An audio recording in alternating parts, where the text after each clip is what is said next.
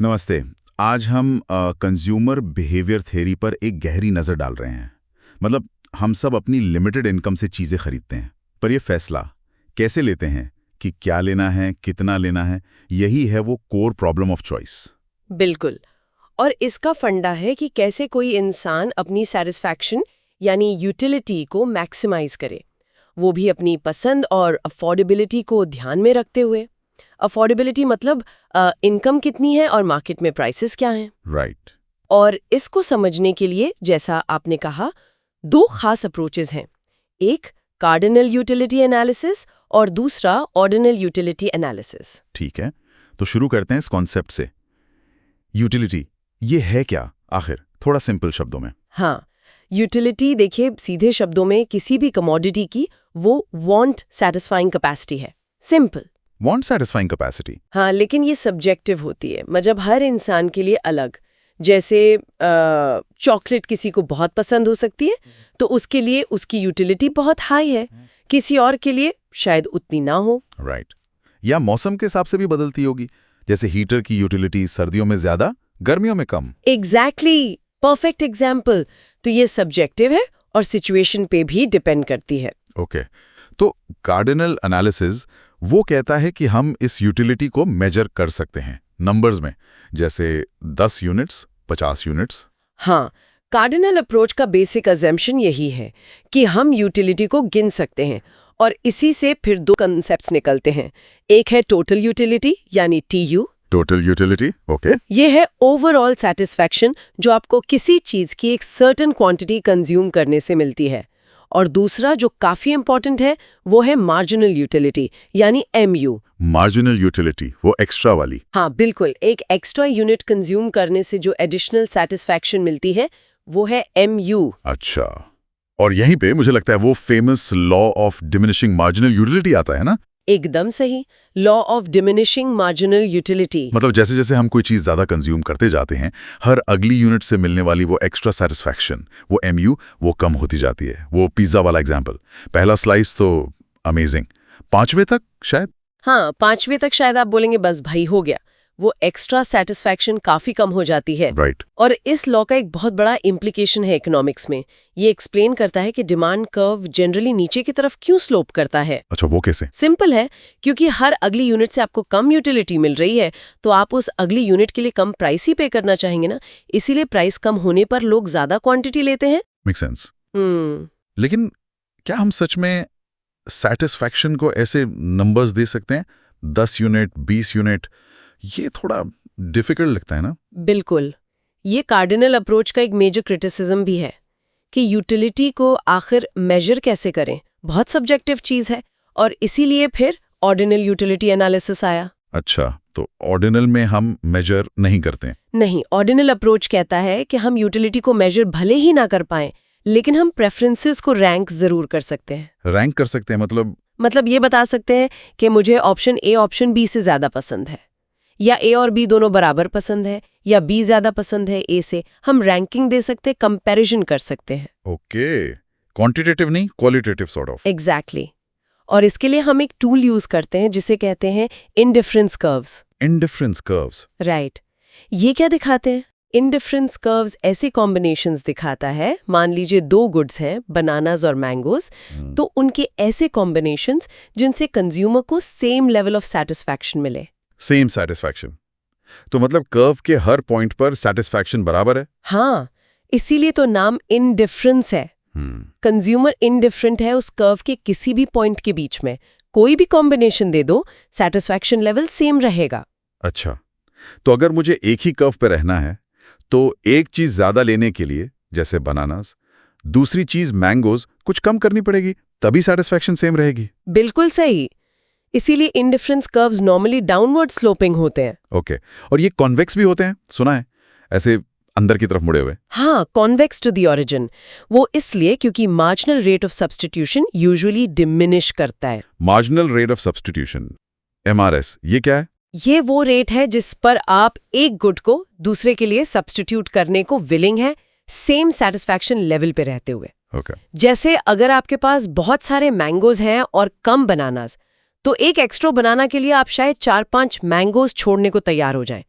लेकिन जब आपके पास बनाना ज्यादा हो गए और मैंगोज कम, तो अगले एक बनाना के लिए आप शायद सिर्फ एक ही मैंगो छोड़ना चाहेंगे।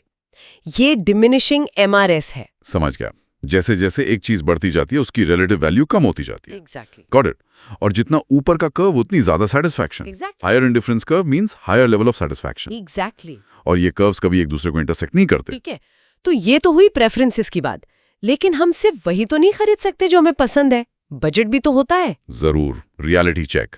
यहाँ आता है बजट का कॉन्सेप्ट। पहले है बजट सेट। बजट सेट, इसमें वो सारे कॉम्बिनेशंस आते हैं गुड्स के जो एक कंज्यूमर अपनी गिवन इनकम और उन गुड्स के प्राइसेस P1 P2 पर अफोर्ड कर सकता है।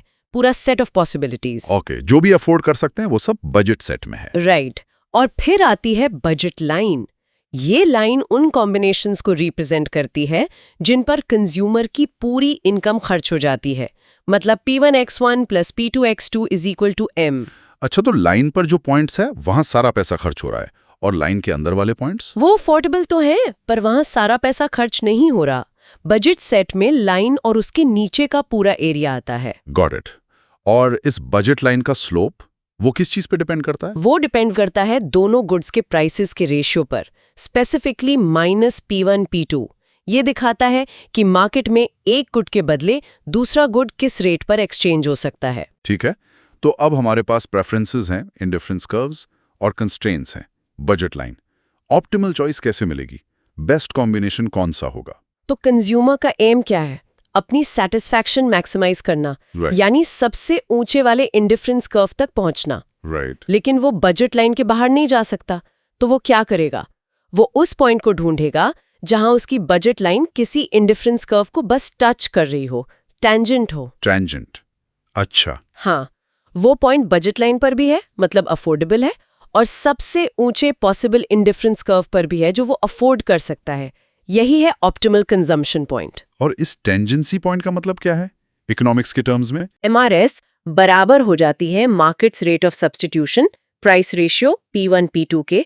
मतलब जिस रेट पर वो ट्रेड ऑफ करना चाहता है वही रेट मार्केट उसे अलाउ कर रहा है। Perfect balance. Wow, okay. तो ये पूरा प्रोसेस हमें कंज्यूमर की चॉइस तक ले आता है, और यहीं से फिर डिमांड का कॉन्सेप्ट निकलता होगा। बिल्कुल। एक पर्टिकुलर प्राइस पर कंज्यूमर कितनी क्वांटिटी डिमांड करेगा वो इसी ऑप्टिमाइजेशन से निकलता है।